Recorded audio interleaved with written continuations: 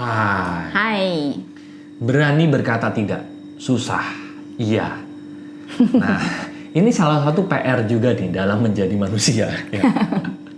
Berani untuk berkata tidak. Nah, mari kita jawab dulu pertanyaan ini ya, atau problem ini dari satu pertanyaan ini. Kenapa sih orang sulit banget untuk menolak gitu atau berkata tidak? Kenapa? Iya.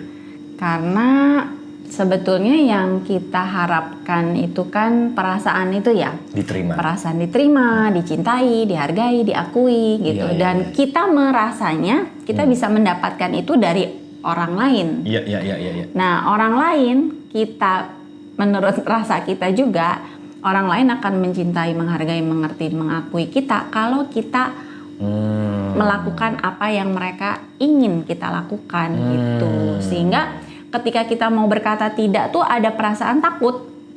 Tidak mendapatkan 4 hal tersebut. Iya, gitu takut ya. gara-gara kita bilang enggak, nanti kita ditinggal, dijauhin, tidak dicintai lagi, tidak dihargai lagi.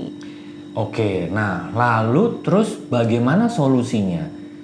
Sedangkan kayaknya itu sesuatu yang benar adanya gitu ya. Kalau misalnya kita dijauhin orang, ya terus saya tidak mendapatkan 4 rasa itu. Tidak mendapatkan rasa dicintai, diakui, dimengerti, dihargai. Lalu gimana solusinya sebetulnya untuk bisa mendapatkan 4 rasa itu sebetulnya? Sebetulnya yang hubungan terpenting dalam hidup kita itu adalah hubungan kita dengan diri kita sendiri. Dan sebetulnya kalau kita amati, kebutuhan kita untuk mendapatkan 4 perasaan itu paling banyak dan paling berpengaruh itu sebetulnya adalah rasa-rasa itu yang kita dapatkan dari diri kita sendiri gitu. Contoh ya, kalau kita bilang penghargaan deh gitu ya. Kalau kita belum bisa menghargai diri kita sendiri, kita kan sering ya punya self talk, jelek lah, kurang lah, apalah gitu ya. Itu kalau kita di dalam masih ada rasa itu, mau orang di sekeliling kita bilang kita bagus, kita udah oke, kita udah cukup kok. Tapi selama kita masih merasa itu di dalam, kayaknya kita akan selalu merasa kurang gitu. Atau bahkan kita cenderung nggak percaya orang lain bilang bagus. Ah masa sih? Kayaknya lu cuma mau nyenengin gue doang gitu ya. Padahal sebenarnya orang lain tulus, tapi kitanya yang belum bisa. Karena itu sebetulnya yang paling signifikan perasaan yang kita butuhkan itu adalah dari diri kita sendiri. Iya. Ini memang pengalaman pribadi. Bisa cerita Bu pengalaman pribadi? Iya, pengalaman pribadi. Iya benar. Jadi itu saya banget yang barusan saya ceritain itu saya gitu. Salah satu yang sering saya tujukan kepada diri itu lebih banyak penghakiman gitu ya. Terus merendahkan gitu ya, selalu merasa kurang, tidak cukup baik, minder dan lain-lain. Nah itu padahal orang sekeliling saya dari saya kecil itu banyak juga sih yang bilang saya tuh pinter misalnya, saya tuh oke lah gitu kalau melakukan sesuatu bisa. Orang lain melihatnya seperti saya itu. bisa ini bisa itu. Tapi ternyata saya cek berpuluh-puluh tahun lebih banyak yang dominan adalah perasaan bahwa saya tuh nggak bisa apa-apa gitu. Oke. Gitu, Dan itu jadi, berdampak kamu jadi sulit untuk berkata tidak ya, terutama kepada saya ya. Iya betul. Karena ada satu masa atau jangan-jangan sampai sekarang ya, Ari itu pusat dunia. Saya Tuhan kamu. Iya gitu. Kayaknya ya seperti itu, sehingga karena dia rasanya adalah pusat kehidupan saya, jadi saya tuh paling lemah gitu, paling susah kalau Ari nyuruh apa, Ari minta apa tuh kayaknya saya langsung siapa. Iya. Padahal di satu titik Kamu nggak suka ngelakuin itu gitu ya? Iya itu ternyata melukai diri saya sendiri gitu. Iya. Karena ada banyak batasan diri saya yang saya langgar demi satu orang ini gitu kan. Nah itu membuat saya tidak sehat akhirnya. Oke. Nah dan akhirnya kalau teman-teman ya, karena saya mengikuti Rusi dari hari ke hari ya. Mengikuti. Gitu ya.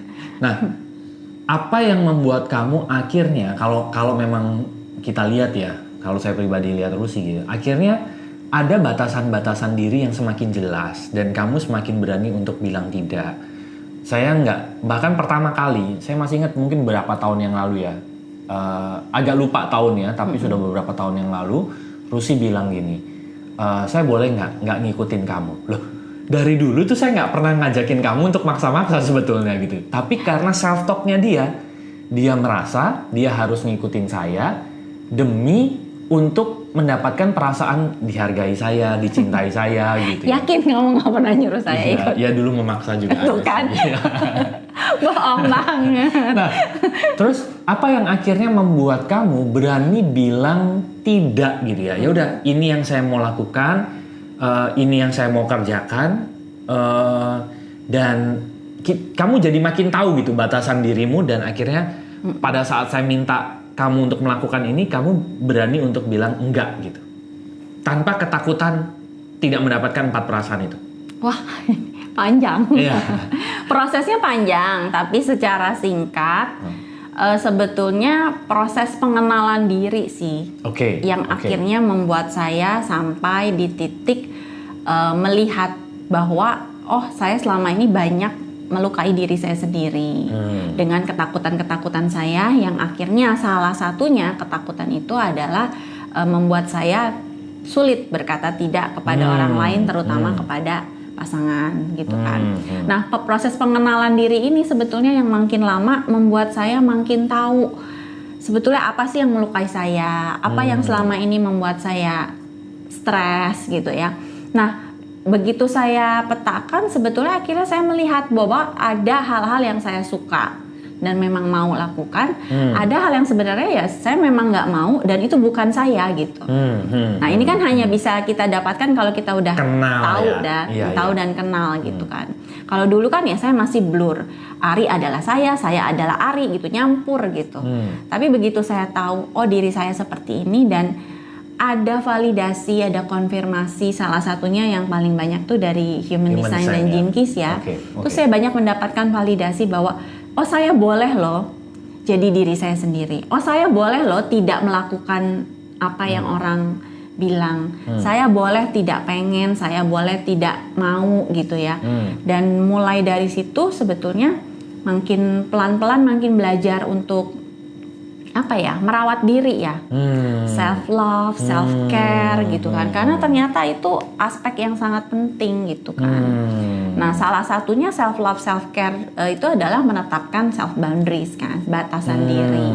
Nah, mulai dari situ akhirnya ya prosesnya jadi kemana-mana ya, jadi ke pekerjaan, jadi saya mulai berani bilang sama Ari apa yang sebetulnya saya pengen lakukan. Terus untuk hal-hal sehari-hari dalam hubungan, ada yang saya nyaman, ada yang enggak. Nah, itu kan mulai berani saya komunikasikan.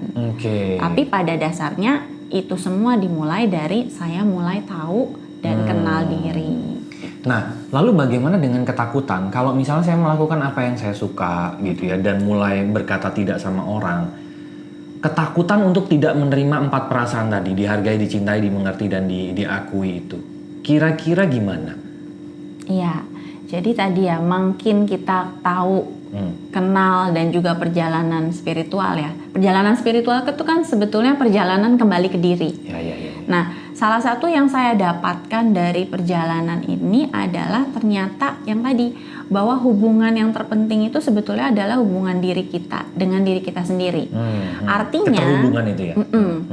Artinya semua hal yang saya butuhkan, yang saya pikir saya butuhkan dari luar, itu ternyata yang terpenting adalah saya membutuhkan itu dari diri saya sendiri terlebih dahulu gitu. Jadi cinta, pengakuan, pengertian, penghargaan itu ternyata yang paling saya butuhkan adalah saya dulu bisa mencintai diri saya, saya dulu bisa menghargai diri saya, gitu ya.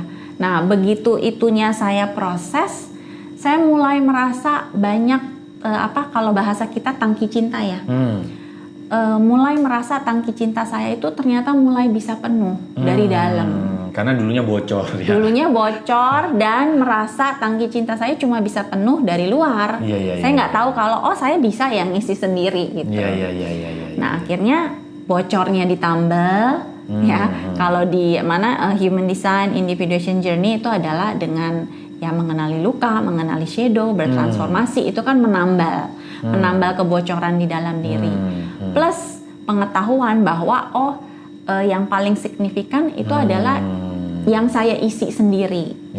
Orang lain itu sebetulnya akan jadi efek dan proyeksi Iya, ya iya, kan? iya, iya, iya. Kalau kita sudah bisa mencintai diri, Betul. ternyata saya bisa merasakan cinta itu di mana-mana di Betul, luar. betul. Saya makin bisa merasakan Ari mencintai saya dengan caranya, dari anak-anak, dari teman-teman gitu. Tapi Betul, ternyata betul. itu dari dalam dulu, baru kita bisa melihat proyeksi itu di luar. Nah, seringkali kita juga mencintai orang itu karena kerinduan kita terhadap energi itu yang ada di dalam diri kita gitu ya. Iya. Misalnya saya jatuh cinta sama kamu karena saya tuh merasa sangat ditemani oleh Rusi gitu ya sama kamu gitu ya. Sebetulnya tanpa disadari yang saya jatuh cintakan itu adalah energi penemanan gitu. Dan energi penemanan itu menemani itu sebetulnya ada juga dalam keutuhan diri kita.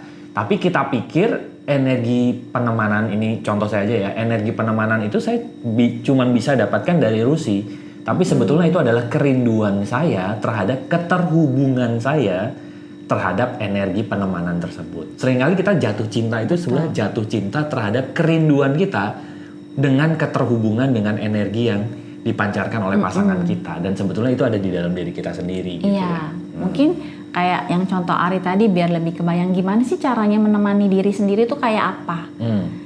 Sebetulnya kayak contoh ya, kita sering banget ketika kita merasakan emosi tertentu, perasaan tertentu yang kita anggap tidak menyenangkan, biasanya kita cenderung menolak gitu kan. Menolak rasa itu, mengabaikan, menekan. Nah, itu rasanya kayak kita mau cerita ke temen, tapi temen kita tolak, abaikan, dan apaan sih gitu ya. Iya. Nah, itu sering kita lakukan terhadap diri kita sendiri. Iya. Jadi kenapa akhirnya kita merasa butuh ditemani orang? Karena mungkin tanpa sadar kita sering meninggalkan diri pada saat diri kita tuh lagi butuhnya gitu. Iya. Lagi butuh ditemani, butuh dimengerti, butuh diterima gitu. Dan ternyata itu bisa kita lakukan di dalam diri kita. Yes. Nah, seru ya. Memang ini satu perjalanan sih. Seperti Rusi tadi cerita, salah satu tools yang membantu kami gitu ya, itu adalah Human Design dan Jinki di Individuation and Healing Journey. Buat teman-teman yang mau tahu lebih detail tentang hal itu, silahkan klik aja link di description. Nanti teman-teman ada ebook gratis di situ juga. Terus mungkin siapa tahu berjodoh, teman-teman bisa melakukan private konsultasi sama Rusi juga. Bisa ngobrol dulu di chat barang lompatan hidup di link di description ya. Jadi cari aja apa yang teman-teman butuhkan di description. Oke, kita ketemu lagi di episode mendatang. Terima kasih. Thank you. See you.